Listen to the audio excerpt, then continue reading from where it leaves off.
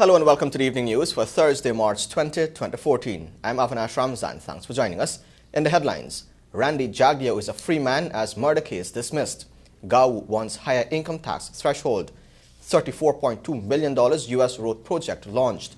PBP slams Starbrook News over Jagdeo editorial. U.S. agents arrest Guyanese imposter. Now for the news in detail. Businessman 28-year-old Randy Jagdeo was today freed from police custody after he appeared in the Georgetown Magistrates Court before Chief Magistrate Priya Sinarain Behari. Here are the details from Alexis Rodney.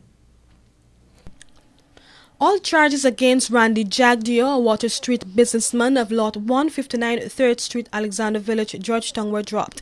It was alleged that on September 3, 2013, the accused gunned down his well-known friend Kirk Davis outside of his 7th Street Eccles, East Bank, the Marara home. An autopsy performed on Davis found that he was shot 16 times about the body. Police prosecutor Barrett Mangu told the court that he will rely on the evidence before the court to prosecute the defendant.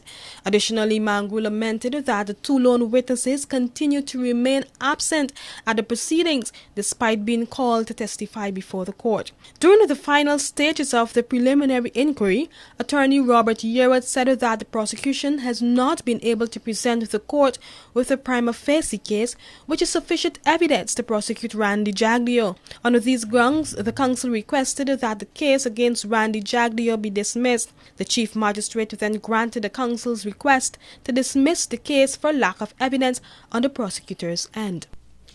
Fire Chief Marlon Gentle has said that the Guyana Fire Service is still conducting investigations into the cause of the Medics building fire. When contacted today, Gentle told this newscast that he cannot give a timeline on how long the probe will take since investigations follow evidence. The Fire Chief further declined to comment about the origin of the fire. The Ministry of Health's Medics building was completely destroyed early on Tuesday morning after a fire broke out in the middle flat of the building while a security guard was sleeping. The blaze had spread through the middle flat. However, due to heavy winds from the ocean, firefighters were unable to get the water onto the flames. Meanwhile, Health Minister Dr. Barry Ramsaran disclosed on Wednesday that the 50 staff members who were stationed at the Medics building were temporarily placed at various locations within the Health Ministry. The General Secretary of the Federation of Independent Trade Unions, C. Paul Narain, is advocating for a rise in the income tax threshold. Details in this report. Speaking with the Evening News in an exclusive interview, C. Paul Narain said that the Federations of Independent Trade Unions met with the Finance Minister, Dr. Ashni Singh, in January and had discussions relating to the budget for 2014. Coming out of that meeting, he related that several proposals were made by the conglomerate to the minister, which included a proposal to raise the income tax threshold from its current amount of $50,000 to $60,000. He explained that there was also a proposal to properly regulate the income tax system.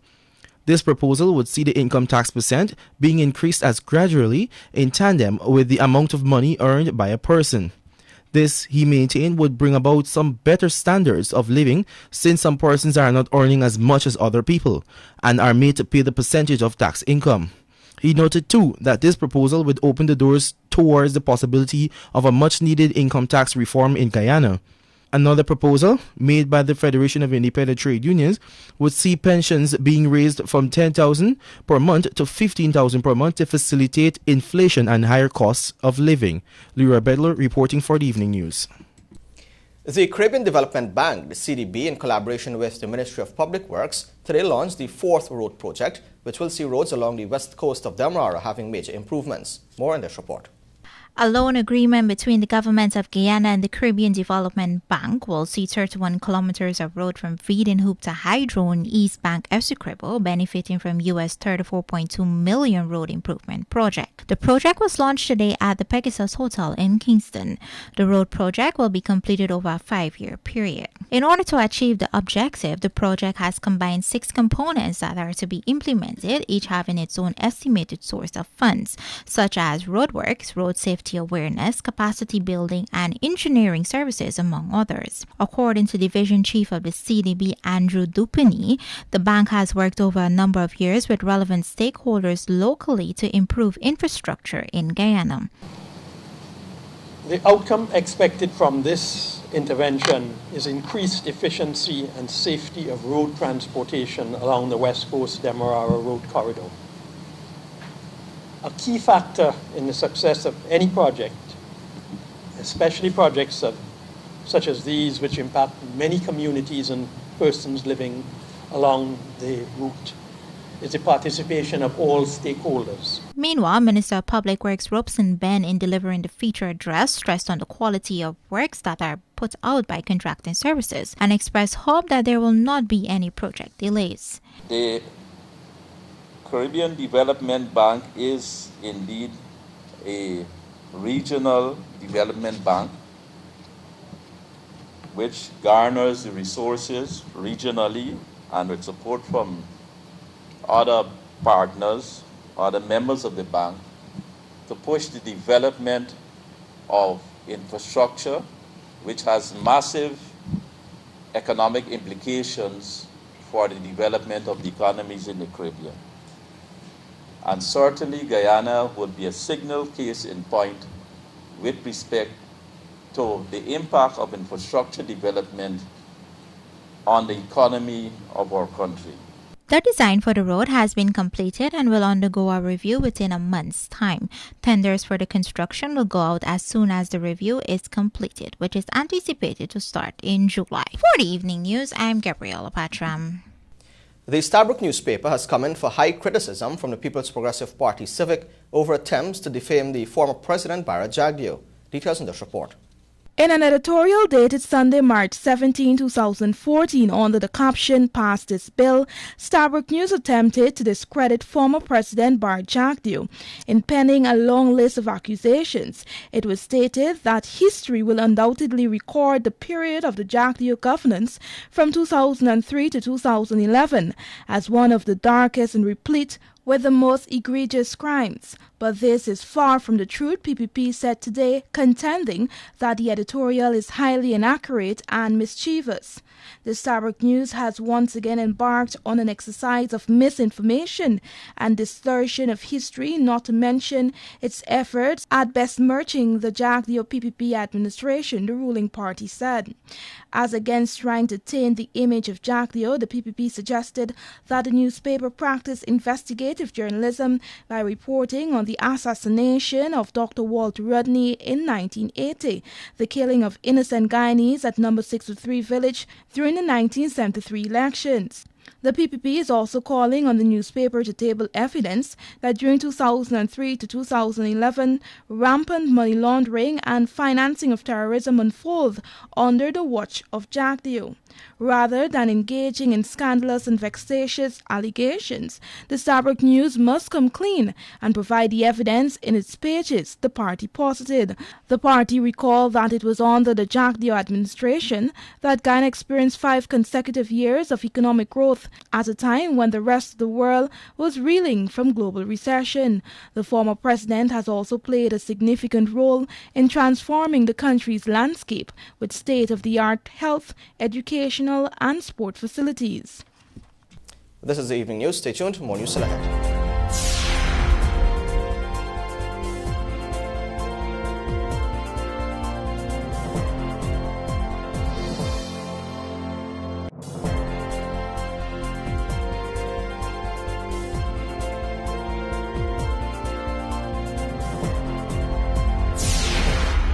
This is the evening news and you're tuned to TVG.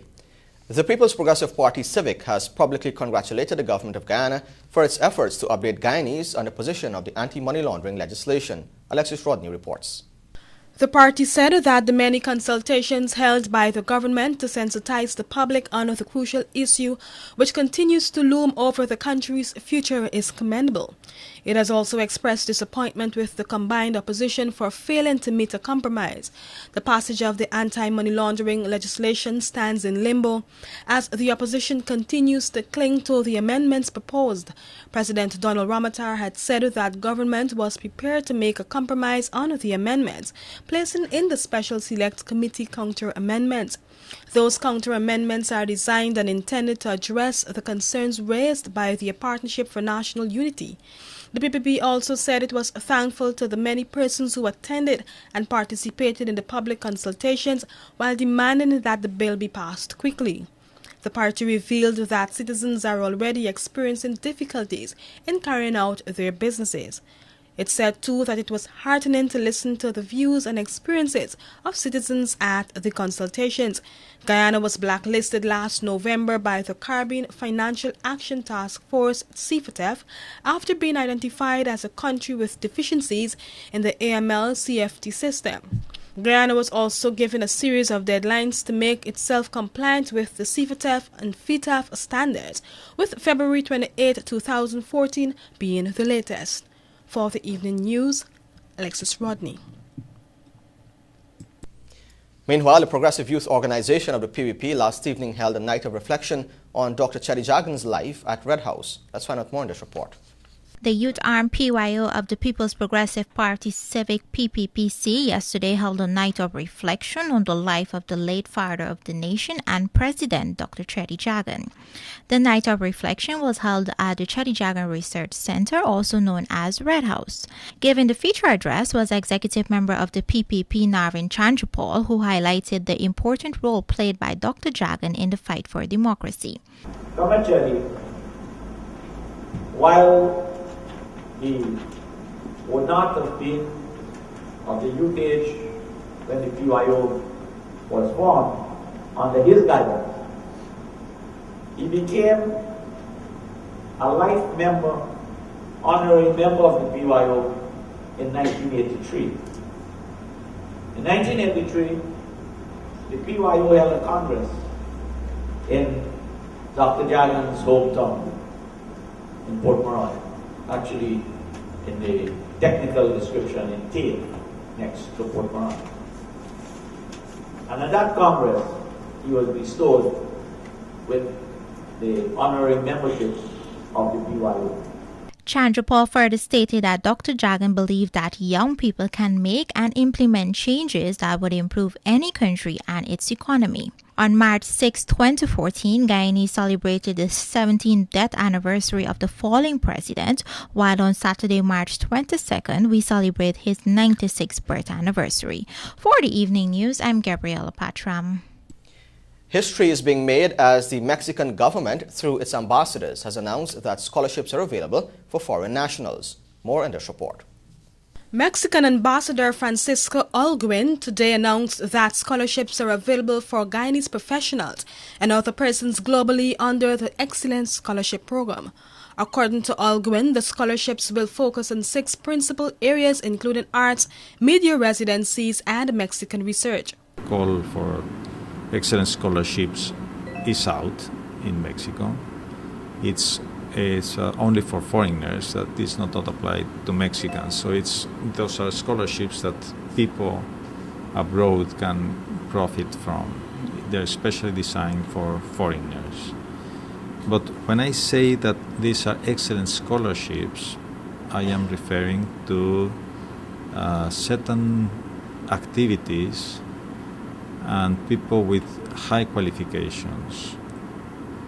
In that sense, I would like to clear out from the beginning that we're talking about a very reduced number of people that could benefit from these scholarships. He explained that the scholarships are available for skilled persons, especially those that are fluent in Spanish. He maintained that no target has been set as to how many persons can apply, but stated that he does not expect it to be considerably high given Guyana's population. We should mention two other areas for which scholarships are in this package, the excellence package.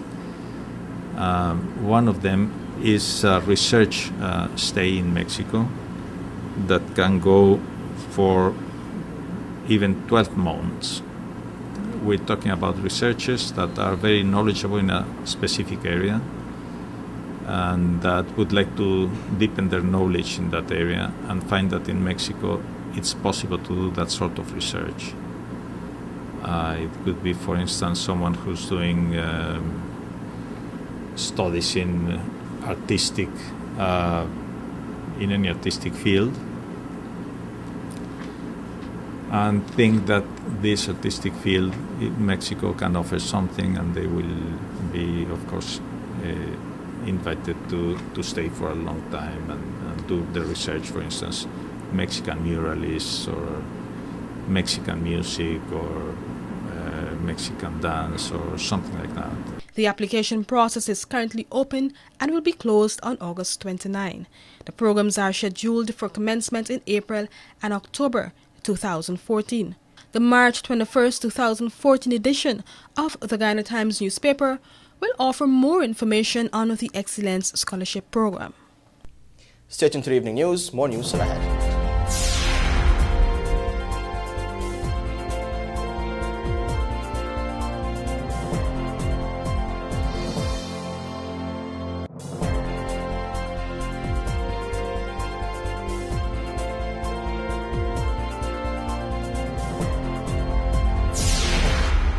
Welcome back. This is the evening news.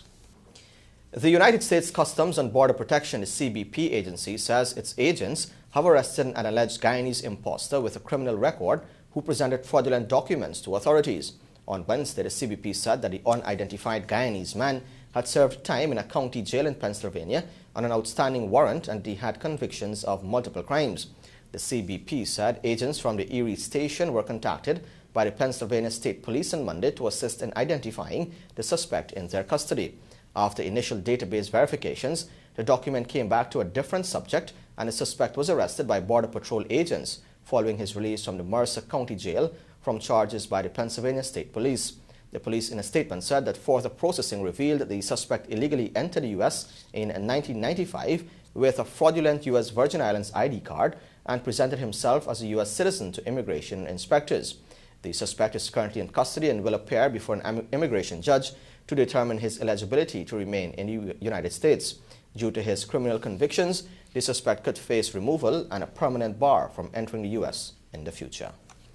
Scotiabank and Habitat for Humanity Guyana made Althea Boucher and her 4 daughters smile yesterday when they donated cash for the family to construct their own home. Let's find out more in this report. Scotiabank and Habitat for Humanity Guyana yesterday launched the second phase of the Scotiabank Habitat Build a Home promotion as part of one of the bank's major Bright Future humanitarian initiatives. The beneficiary on this second phase, Althea Boucher, a mother of 4 children, lived with her family in a section of a factory in Betterfroacting in poor conditions for over 8 years. The family currently resides in an apartment that is too small to cater for their needs. According to National Director for Habitat for Humanity, Ross Small, when he saw the conditions in which the family lived, he knew right away that she needs a home. We are really privileged to partner with Scotia, who who continues to exemplify their support to helping families acquire adequate housing in Guyana. And we look forward to a very fruitful project. I'm sure we'll have a lot of fun painting and visiting the site and also providing some additional support to Althea and her family. And I want to also encourage the general public to support this initiative as well. Marketing manager for Scotiabank, Jennifer Kerpani, highlighted that the Build a Home partnership commenced in March 2014. We're looking forward to helping this family to own their own home in a few months, hopefully, for sure by Christmas. Last year, we were able to present the first home in time for Christmas. So, additional financing for the construction of the Boucher's home is also being provided by the First Assembly of God Church. And I want to give God praise and thanks to help me to get in my own home today. I give God a wonderful thanks because I go through a lot of struggle. And I give him a lot of praise and thanks. And I thank even Brother Corinne and Sister Corinne to coming so far to helping me out. And I thank everyone else that's here this afternoon. I give them all praise and thanks for helping me out. Thank you so much. God. Althea Boucher's new home is worth $2 million and will be constructed at Parfait Harmy on the west bank of Demerara. For the evening news, I'm Gabriela Patram. The Georgetown Public Hospital Corporation, the GPHC, today received 12 wheelchairs from U.S.-based Guyanese Jacqueline Yap. Yap handed over the chairs to the hospital's Assistant Director of Nursing Services, Owen John. According to Yap, the donation was done in memory of her late brother, Lennox Roy Lykin, who died of a heart attack almost 3 years ago. The woman said that her brother was full of life and was always generous. Yap said that the proceeds used to buy the wheelchairs, which are of sturdy quality, were gained after the family hosted a takeaway lunch in New York. She expressed her appreciation to all the persons who supported the event, thereby making it possible for her and her family to make the contribution. Over 20 vehicles attached to the Guyana Sugar Corporation, GAISUCO, and the Agriculture Ministry are being earmarked to be part of a process to test the biofuel from GAISUCO's Albion plant. Details in this report. Just about 8 months after the ethanol plant in Albion was commissioned, the facility is said to be ready to initiate the usage of its biofuel to power 23 vehicles from the Agricultural Ministry and the Guyana Sugar Corporation. Agriculture Minister Dr. Leslie Ramsamy in a comment related that the vehicles using the biofuel will have a sticker that says E10, which will allow for easier identification by members of the public. The bioethanol plant, a collaborative effort of the Agricultural Ministry and GAISUCO, was established to maintain the development of the agroenergy sector. The manufacturing process utilizes molasses, a byproduct from the sugar production process, to produce ethanol of purity greater than 99%. The factory can effortlessly support the fuel needs of the vehicles and produce 1,000 to 2,000 liters of fuel per day. The effort to blend the bioethanol produced into E10 blends for utilization in vehicles is a movement to introduce renewable energy to the public. It is expected that private investment would catapult the biofuel industry in Guyana. Reporting for the Evening News, I'm Gomati Gangaden. Join us after the break for more news. This is the Evening News.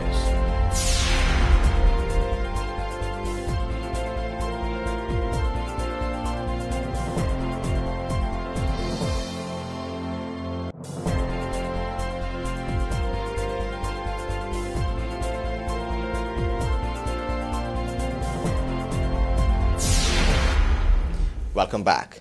The Central Islamic Organization of Guyana, the CIOG, has expressed its disgust with the choice of words used by APNEW's Shadow Finance Minister Carl Greenidge in an article published in the Kaichor News. Let's find out why in this report. The CIOG, in a statement, expressed its concerns with the statements made by Greenidge, who had used the words nasty or bloody war in the article. According to the religious organization, Greenidge's choice of words can only further provoke and contribute to an already sensitive ethnic situation that currently grips the nation. CIOG noted that it strongly condemns the choice of words used by the politician and positioned itself further from any such inflammatory statements that seeks to create disunity in our society. Irrespective of political, social, or economical differences that may exist, we appeal to all to exercise modernization in the tone of their remarks despite any short-term advantage that it achieves. The article was published in the last Monday's edition of the Kaichor News, in which Greenidge was talking about the upcoming budget debates.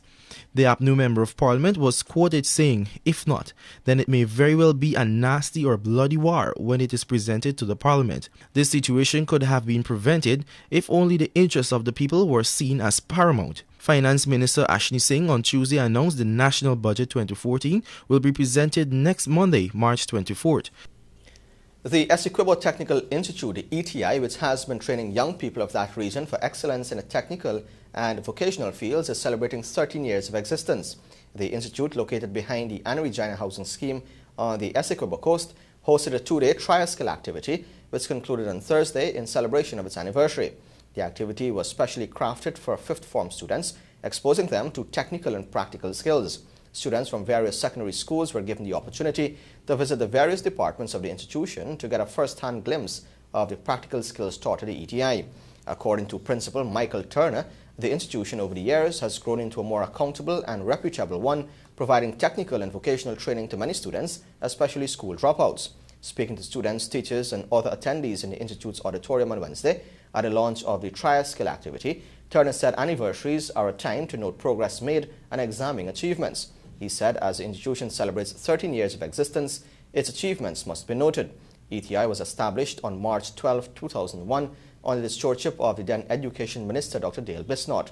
Turner lauded the efforts made by Minister Bisnott to develop the ETI. Another team from the Calgary University is here in Guyana to work with the Ministry of Health and three main hospitals in the area of cardiac services. More in this report. As the Ministry of Health continues its strategic partnerships with international health institutions, a team of cardiologists headed by Professor Deborah Isaac and Director of Cardiac Transplants of the Calgary University is here in Guyana to continue its work, which was started 2 years ago. The 5-member team will be focusing on pediatric cardiac surgeries and will be offering the capacity needed to conduct these surgeries locally. It will be looking at means of upgrading cardiac interventions primarily in babies. According to Director of Cardiac Transplant Clinic in Canada, Deborah Isaac, work will be done with staff from various hospitals around the country to improve cardiac services in Guyana. More specifically, the group has worked with the GPHC to establish the Guyana Pediatric Cardiology Steering Committee, GPCSC. The committee has been formed to oversee the development and ongoing management of accessible and modern pediatric cardiology at the GPHC for the benefit of Guyanese children. Professor Isaac stated that this initiative is still in the setting up stages. Meanwhile, Minister of Health Dr. Barry Ramsaran highlighted that the health sector and its standards are improving, especially with the international relationships the ministry has with the medical institutions. The team will leave Guyana tomorrow and return in May. For the evening news, I'm Gabriella Patram. This is the evening news. Stay tuned for sports, sponsored by MacCorp after the break.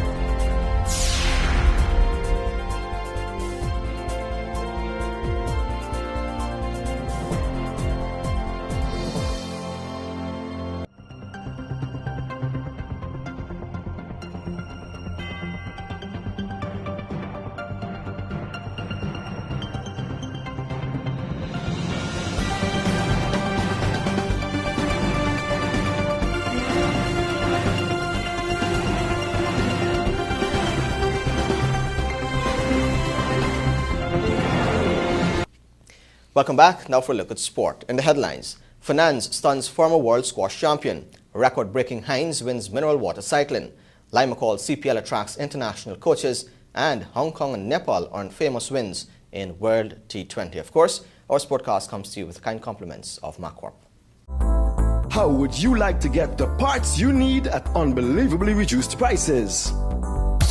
For 3 days only, come to our yard sale and choose from thousands of factory fresh parts and used surplus equipment at prices worth shouting about.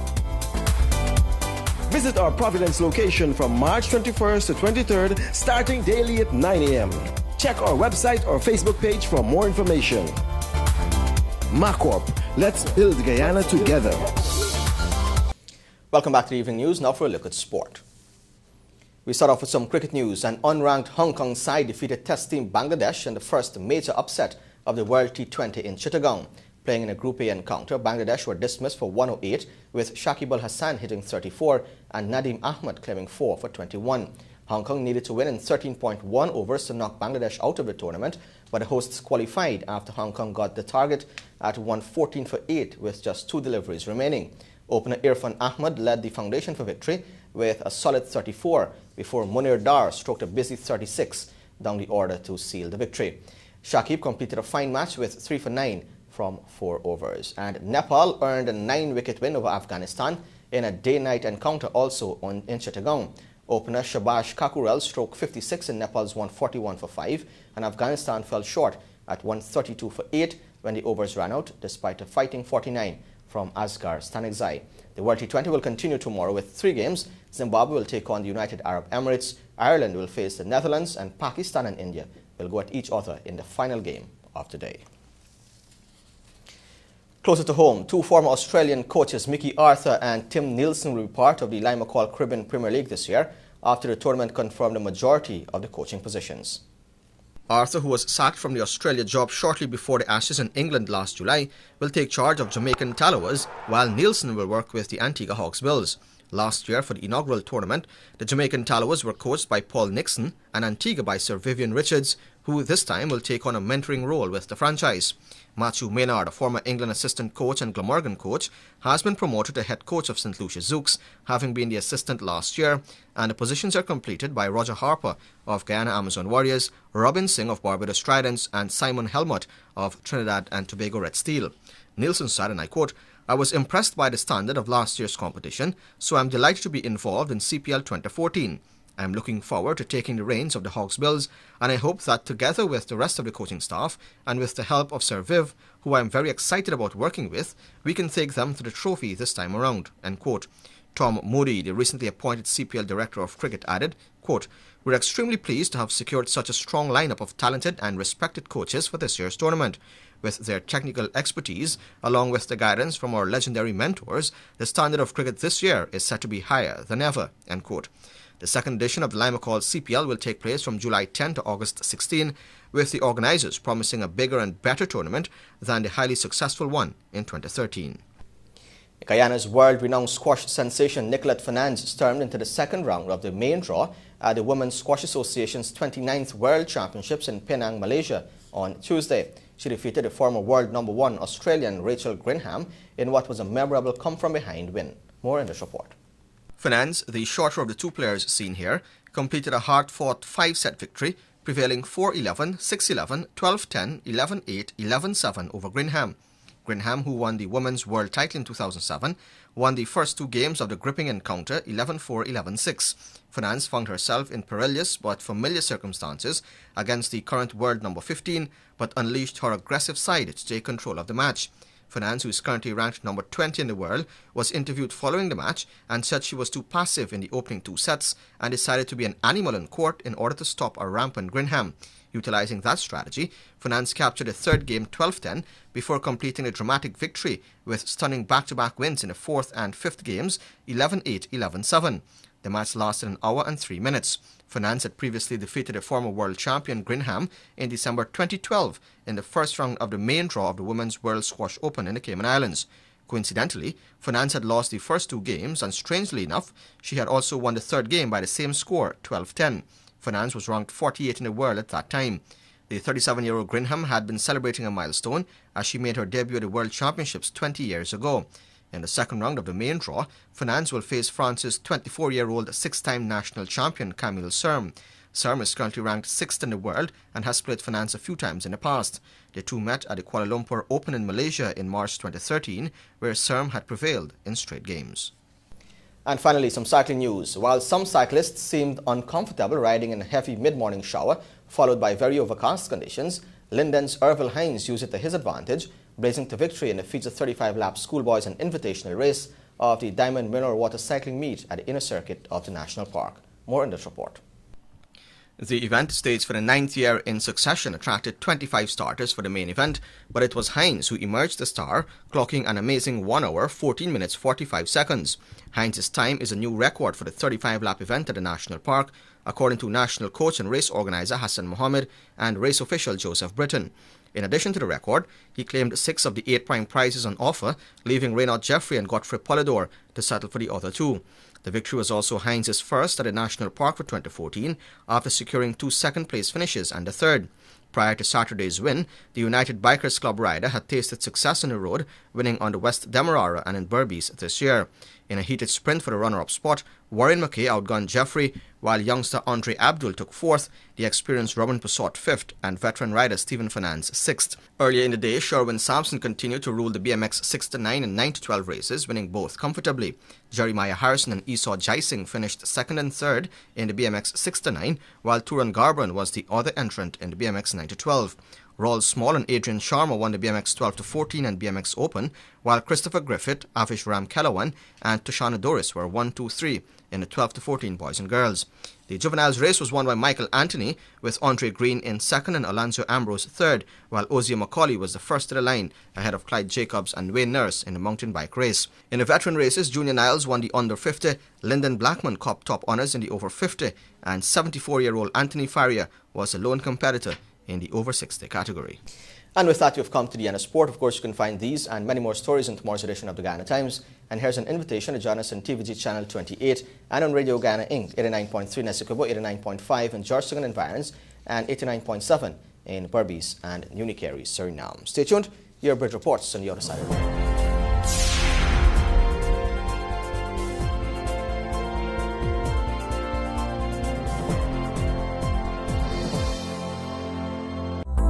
How would you like to get the parts you need at unbelievably reduced prices?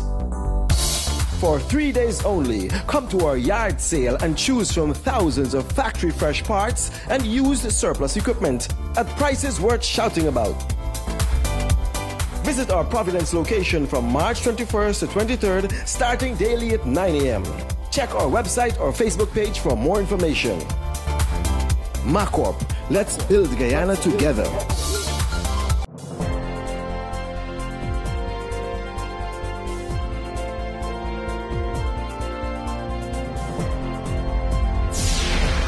This is the evening news. Welcome back. Now for a look at your bridge reports. The Demerara Harbour Bridge will be closed on Friday, March 21 at 5 hours for a period of 1.5 hours, and the Berbice River Bridge will be closed on Friday, March 21 at 6 hours 50 for a period of 1.5 hours. And with that, we've come to the end of the evening news for Thursday, March 20, 2014. I'm Avinash Ramzan. Thanks for watching.